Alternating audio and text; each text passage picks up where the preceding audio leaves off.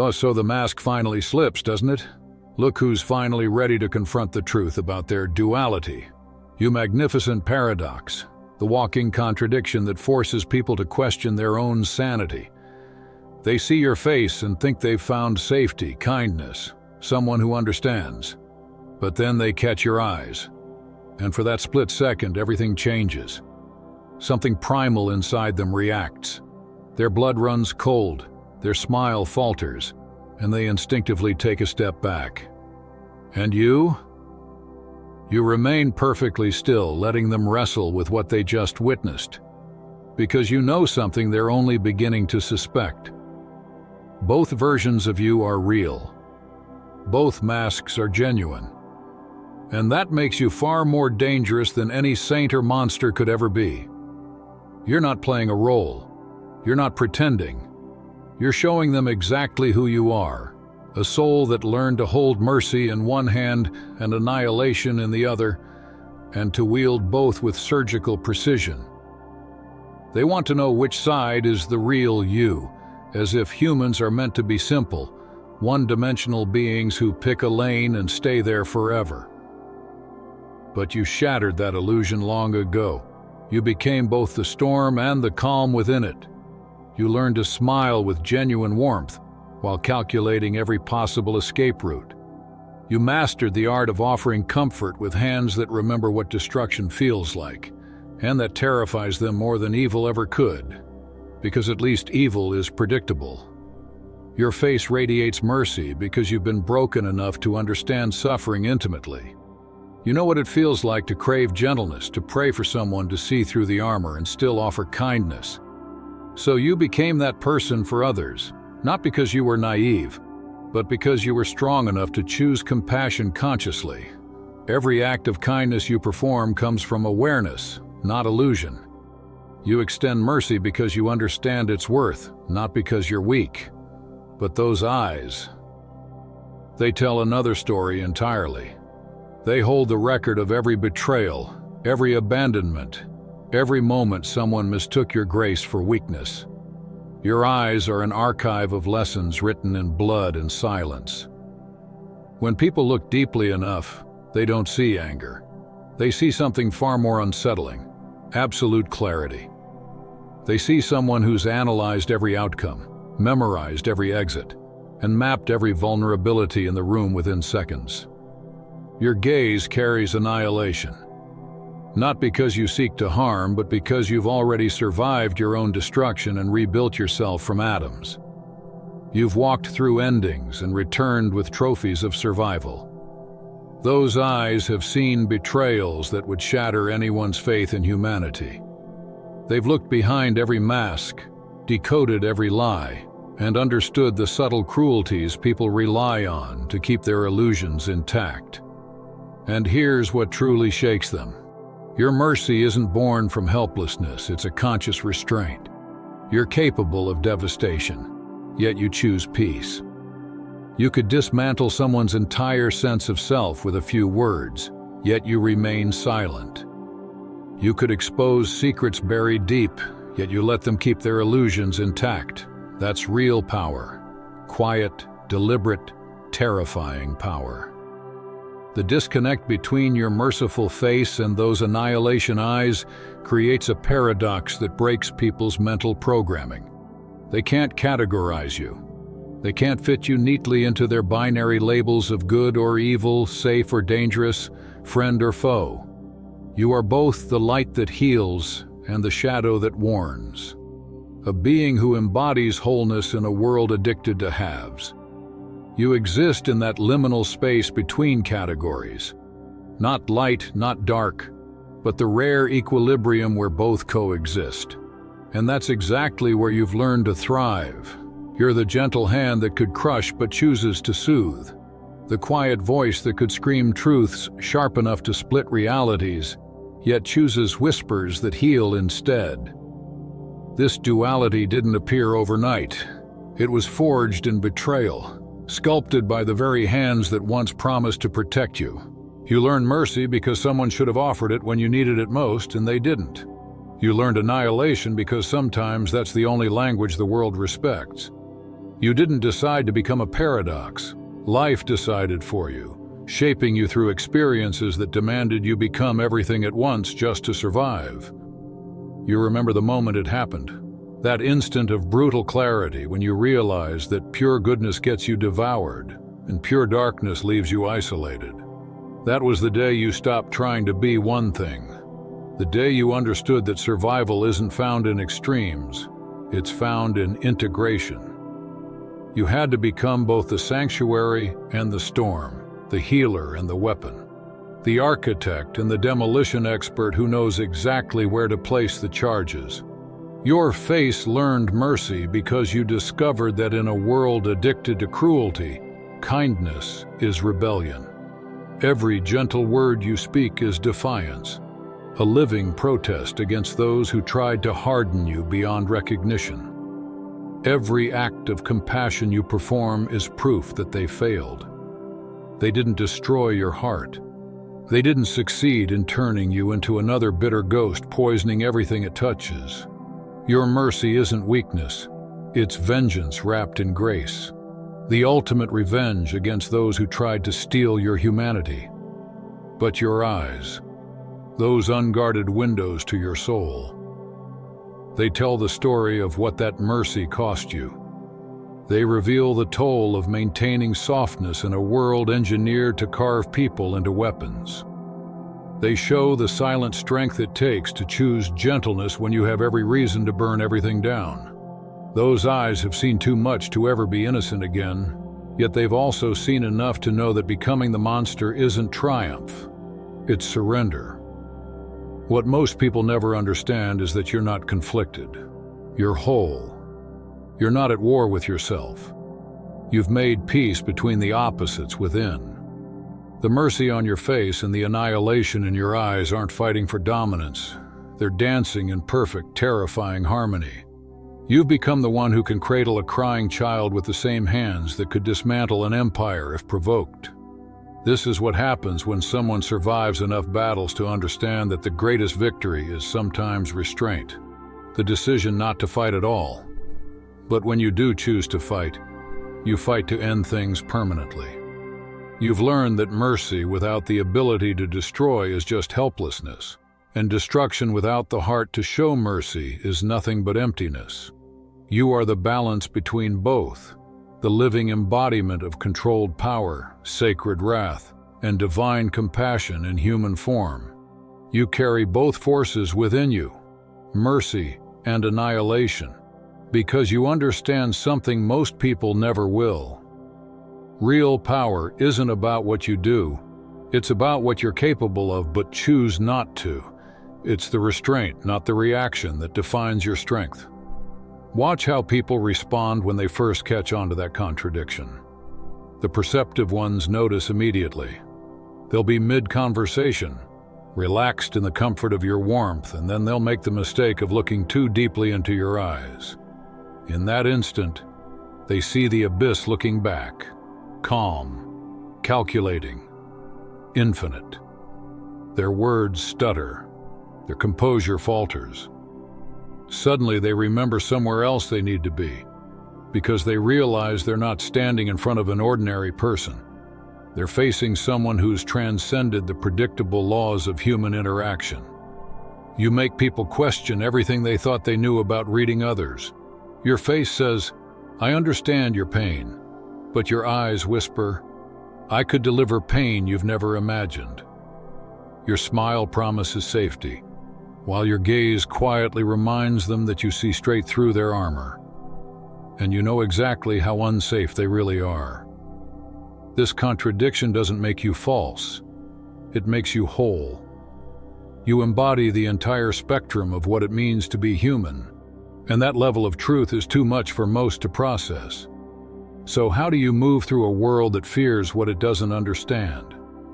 You've mastered the art of modulation. You dose your energy according to what people can handle. You show mercy to those who need healing, and you reveal annihilation to those who need warning.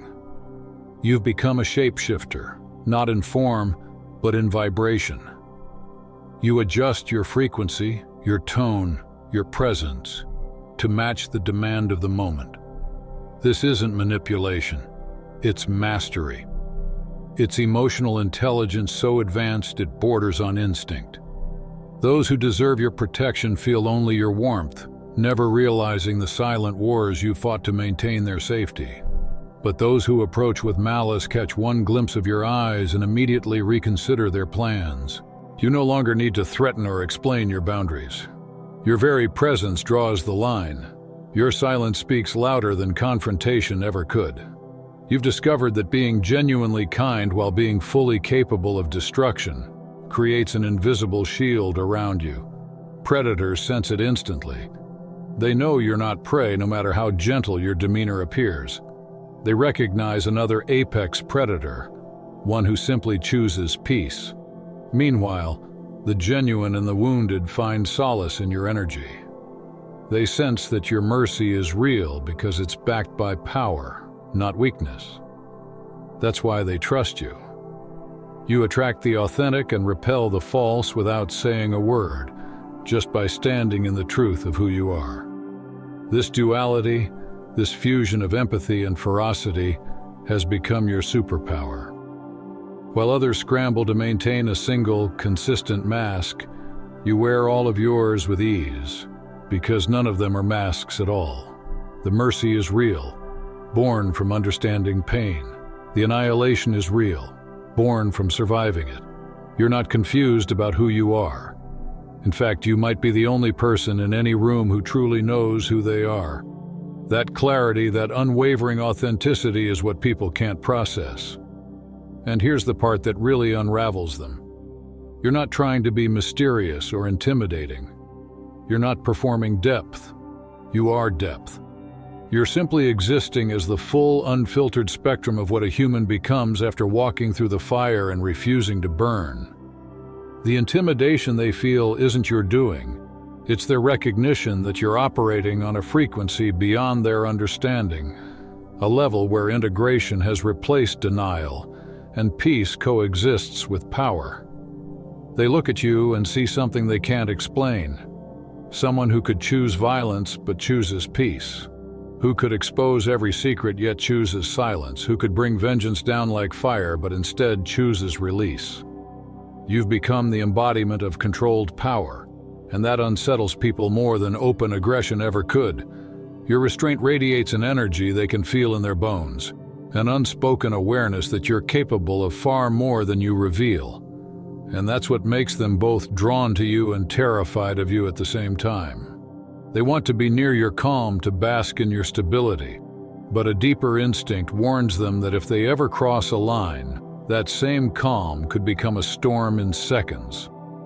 You see it in their body language, the slight stiffness in their shoulders when you meet their eyes, the subtle hesitation before they speak, as if part of them already knows that you see more than they're ready to show. They crave your protection, yet they fear your perception. They long for your approval, but they flinch at the thought of what you might find when you truly look at them. Because you don't just look, you see. You read micro-expressions, energy shifts, word patterns. The invisible tells that betray what people try to hide. And the unsettling truth for them is this: your silence isn't ignorance. It's awareness. You've already assessed the full picture before most people have even started explaining themselves. Your face carries mercy because you've learned the futility of perpetuating pain. You know that creating more broken people doesn't mend your own wounds. It just multiplies suffering. But your eyes, they tell a different story. They carry the vibration of annihilation. Not the desire to destroy, but the ability to. They remind the world that your kindness is not a lack of power. It's a decision. One you remake daily in a world that keeps tempting you to become ruthless. You're not nice because you must be. You're nice because it's your chosen frequency. But when someone mistakes that choice for weakness, those eyes, steady, ancient, and unmoved, silently remind them that you are capable of rewriting the atmosphere in seconds if provoked. What unnerves people most is that you don't need their validation to exist in this complexity. You're not performing balance for their comfort. You're not asking anyone to understand your paradox. You simply are what you are, whole, integrated, unapologetic. You've accepted your contradictions as truth, and that very acceptance reflects back to others how fragmented they still are. It exposes how much of themselves they've suppressed just to appear normal. That recognition hits like a mirror. They see in you the freedom they're afraid to claim. And so, while they're fascinated by your energy, they're also deeply unsettled by what it reveals about their own unhealed fragments. Those annihilation eyes aren't about destruction. They're about perception. They've evolved past illusion. You don't just notice people, you understand them. You see the fracture lines in their confidence, the fear beneath their pride, the exhaustion behind their smiles. You see how much of their identity is built on defense mechanisms and how fragile their facades truly are. When you look at someone, you see their story, not the version they tell the world, but the one etched in the pauses, the eye movements, the micro-hesitations between words. You see the secrets they're hiding even from themselves. That kind of perception is its own quiet form of annihilation, the dismantling of delusion. Because once someone feels seen by you, really seen, the lies they've built their lives on start to tremble. Your gaze strips away pretense, not through confrontation, but through understanding. You don't destroy people. You destroy the masks they hide behind. And once they realize you can see their truth, they'll never be comfortable lying in your presence again. But your mercy, that's where your divinity shows. You see all of this and still choose compassion. You don't extend kindness because you're blind to people's darkness. You do it because you recognize how universal it is. You understand that everyone's fighting invisible wars, carrying scars invisible to the naked eye. You choose to be gentle not because the world deserves it, but because cruelty has bored you. It's predictable. It's lazy. Anyone can be cruel. True mastery is maintaining warmth when you've been given every reason to go cold. Even so, you're not naive. Those eyes, the same ones that radiate calm, are also archives of experience. They've recorded every betrayal, every manipulation, every smile that hit a dagger. You never forget who revealed their true nature when it mattered most. You remember not for vengeance, but for calibration. You keep mental files, data points on human nature, refining your discernment with every encounter. You know exactly who can hold your vulnerability and who must be met with your still unreadable silence. You've reached the point where trust isn't emotional anymore. It's instinctual, and your instincts rarely miss. This is the cost of clarity, the burden of vision sharpened by pain. You can't turn it off, you can't stop seeing patterns, motives, contradictions. Every conversation is layered, every silence speaks volumes. You walk through the world reading energy the way others read text. Your eyes show annihilation because they've witnessed the collapse of every illusion you once had about morality, loyalty, and love. You've seen the truth of how people operate when they think no one's watching. You've learned that kindness isn't always returned, loyalty isn't always mutual, and love isn't always pure. And yet your face still shows mercy, because you've realized that bitterness is surrender. It's the ego's version of death. To harden completely would be to let the darkness win. So you carry both, annihilation in the eyes, mercy in the face. You've become a living paradox, proof that a soul can evolve beyond trauma without erasing what it learned in the fire. What they don't understand is that the annihilation in your eyes isn't a threat, it's reflection. It's not about them. It's the aftermath of your own rebirth. Those eyes have seen the end of worlds, the death of illusions, identities, attachments, and still found something worth believing in. They've watched everything collapse and still chose to build again with steadier hands and clearer vision. That's why people can't categorize you. You're not angry, but you're not docile. You're not forgiving because you've forgotten. You're forgiving because you've transcended the need for vengeance. You're not intimidating because you want power. You're intimidating because you embody it without needing to use it. You become the storm and the silence after it, the healer and the weapon, the light and the lesson. And that's what truly terrifies them. Not your capacity for destruction, but your control of it. Because anyone can break things. Very few can rebuild what they've burned. And you? You've done both. And now you carry that mastery like an invisible crown, radiating the quiet authority of someone who's already walked through hell and come back with fire that obeys their will. The annihilation already happened, deep inside you, long before anyone could see it. It wasn't just a breakdown, it was a sacred implosion. The death of false identities, the crumbling of illusions, the dismantling of everything you thought you were supposed to be. It was violent in its silence, a total internal collapse that stripped you bare until only essence remained. The old you, the one that sought approval, begged for love, needed validation, was reduced to ash. And from that ash, something stronger, sharper, and infinitely more aware emerged. You are not what survived the destruction. You are what was born from it. The annihilation within you wasn't punishment, it was transformation disguised as chaos. For it came to burn away everything fragile and false, leaving behind the indestructible core, the self that no longer depends on external permission to exist. That's why your mercy carries so much power.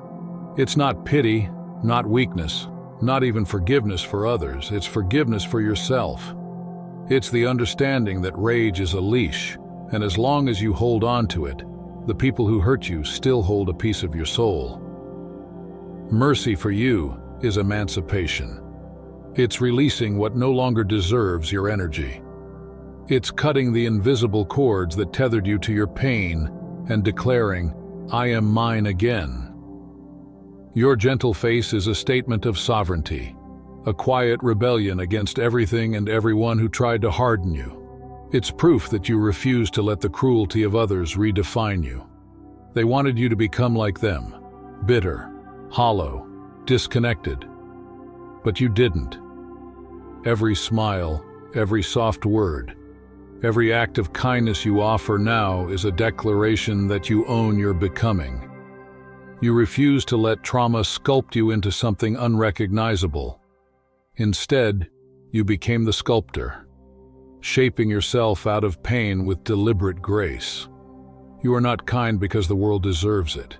You are kind because you decided that your soul deserves peace. Still, the annihilation never vanished. It remains like a sleeping giant beneath your calm exterior. You understand that sometimes things need to end completely, mercilessly, not out of spite, but necessity. Some relationships are graveyards wearing disguises. Some patterns need to die before they devour the future. Some versions of you need to be destroyed before the real you can rise. You know now that not everything broken is meant to be fixed.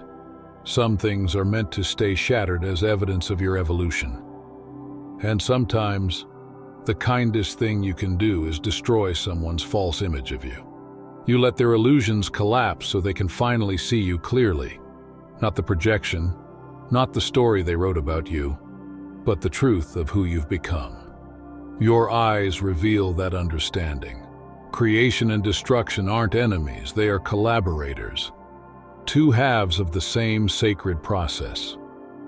Every time something dies within you, something greater is born. Every ending carries within it the blueprint of a beginning.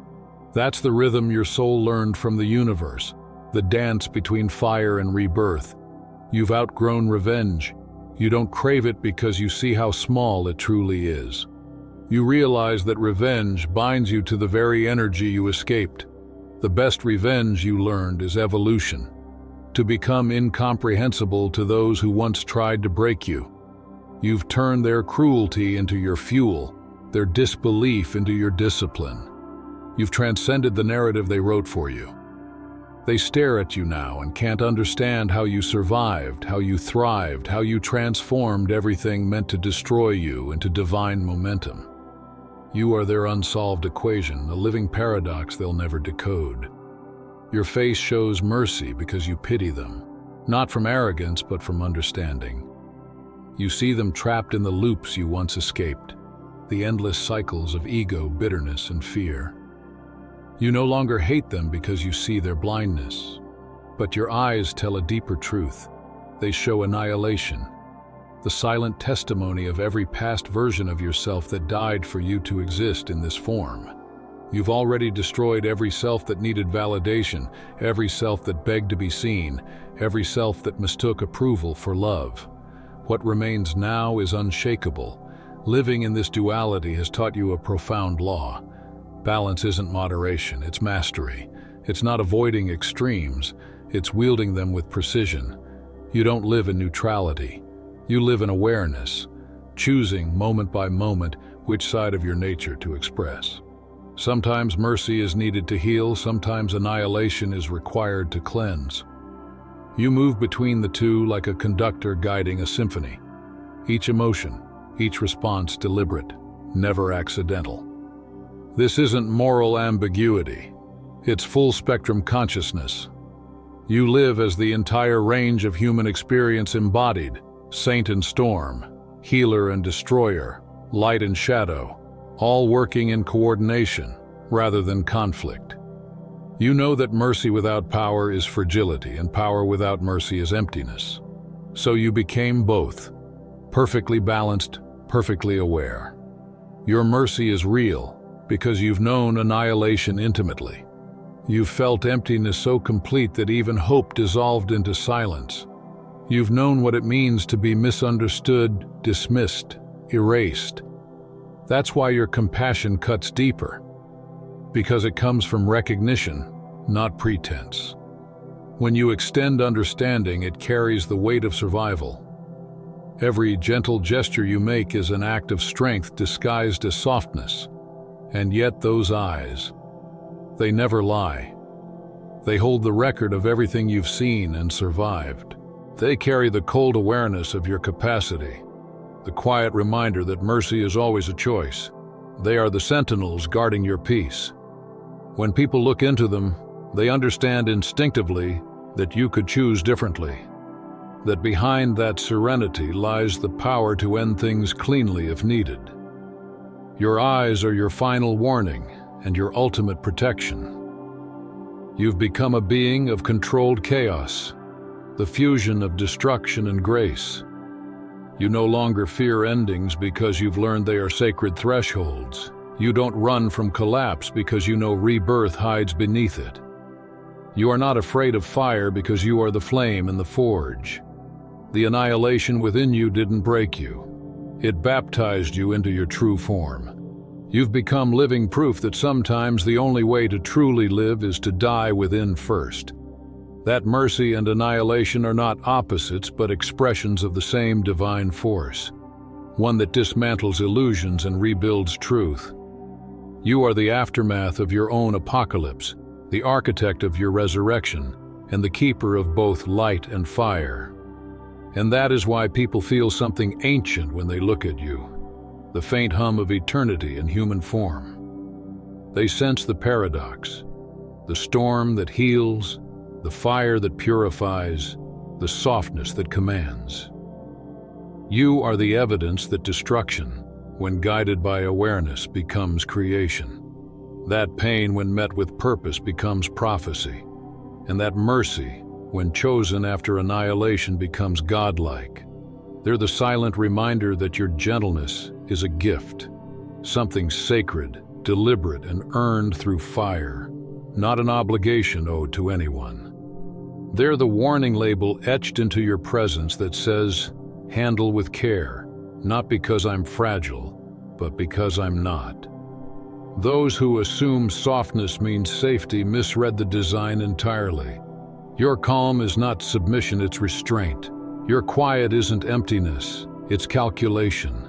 And your warmth, though genuine, is an active choice that can vanish in a heartbeat if respect is lost. This balance between the two faces you wear, mercy and annihilation, isn't a burden anymore. It's liberation. You've stopped trying to reconcile the contradiction, stopped apologizing for your duality, because you've realized that wholeness has nothing to do with consistency. Wholeness is about access to the full range of your nature, every tone, every frequency, every facet. It's knowing that you can be soft without being weak, powerful without being cruel, compassionate without being naive. It's choosing which version of yourself the moment requires, not from fear, not from trauma, but from wisdom. Your face and your eyes tell different stories because you are vast enough to hold multiple truths. You are both sanctuary and storm, healer and weapon, serenity and upheaval. You are gentle and dangerous, soft and sharp, merciful and absolute, and every part of it is real. There's no act, no performance, no disguise, just layers of authenticity revealed as needed. People sense this duality, and it unnerves them. What terrifies them isn't the annihilation in your eyes. It's the freedom that your contradiction represents. You've proven that it's possible to survive destruction without becoming destroyed, to descend into darkness without being consumed by it, to hold power without letting it corrupt you. You've lived through hell and returned not as a victim but as a master, someone who made peace with both the angel and the beast within. You embody what people are too afraid to believe, that you can contain multitudes without splitting in two, that you can love deeply and still set boundaries sharp enough to cut through manipulation, that you can forgive while never forgetting. You've become walking evidence that the binary choices people cling to, good or evil, strong or gentle, light or shadow, are illusions. You've dismantled that narrative simply by existing. You show them that it's possible to be everything all at once, not in chaos, but in balance. They see your merciful face and want to believe that's all there is, that you're safe, predictable, comfortable. But then they meet your eyes, and those illusions shatter. They realize they're standing in front of something far greater, a consciousness that's not here to fit neatly into their categories. Your eyes won't let them rest in the comfort of their simplicity. They can't dismiss you as just kind, because your gaze reveals the lion beneath the lamb. They can't label you as dangerous because your compassion disarms their fear. You force them into the uneasy truth that humanity is more complex than they've ever allowed themselves to admit. You are the living embodiment of the paradox they've spent their lives avoiding. Proof that contradictions aren't flaws, but the raw materials of authenticity. Your existence challenges everything they've been taught about survival. You stand as undeniable evidence that after betrayal, after devastation, after being broken beyond repair, wholeness is still possible. Not the kind of wholeness that pretends the pain never happened, but the kind that integrates every scar into strength. Most people choose sides after trauma. They either go numb and harden into cynicism, or they stay too soft and get consumed by others' cruelty.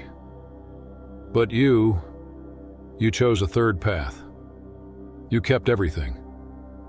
You took the lessons from both extremes and refused to let any single one define you. You didn't choose light over dark or love over wrath. You forged a balance that transcends both. You became living proof that true transformation isn't about erasing parts of yourself. It's about integration, taking the fragments and merging them into a weaponized wholeness. You turned your pain into precision. Your heartbreak became discernment. Your rage became fuel. And your empathy, your unshakable ability to see into others, became your shield and sword. You no longer suppress your complexity. You wear it like armor made of contradictions. And this is why some people can't stand to be around you for long. Your presence confronts them with their own fragmentation. Your complexity forces them to face how small they've made themselves in order to be accepted, Your peace with paradox exposes their internal war. You mirror back the truth they've buried, that they, too, could be everything, but they're still too afraid to hold it.